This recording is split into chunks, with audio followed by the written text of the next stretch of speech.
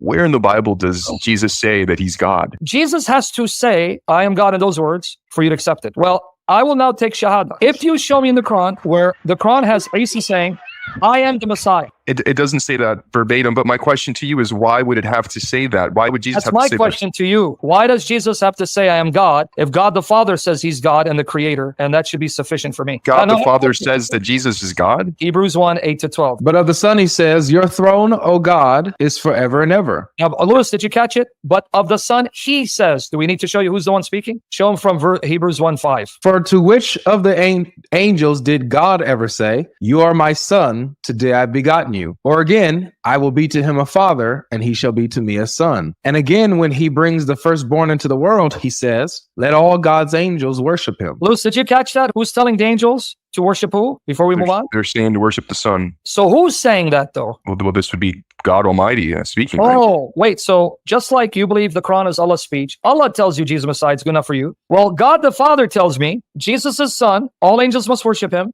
and calls him God and creator. But of the Son, he says, your throne, O God, is forever and ever. Who's speaking now, Lewis? Hold on, bro. Take it easy. I know you want to get married. Hold on.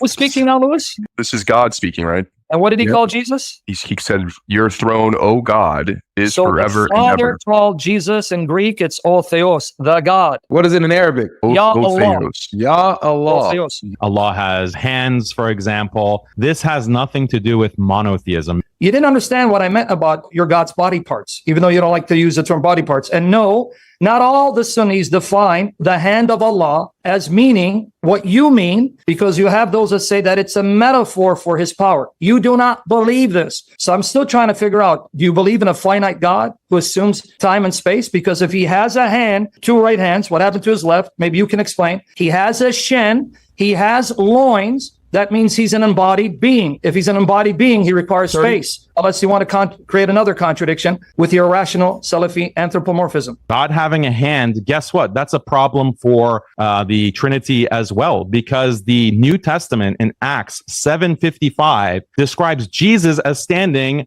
at the right hand of the Father. So what is the right hand of the Father? Is that in space? Does the Father have a body? Can you explain that? What is the hand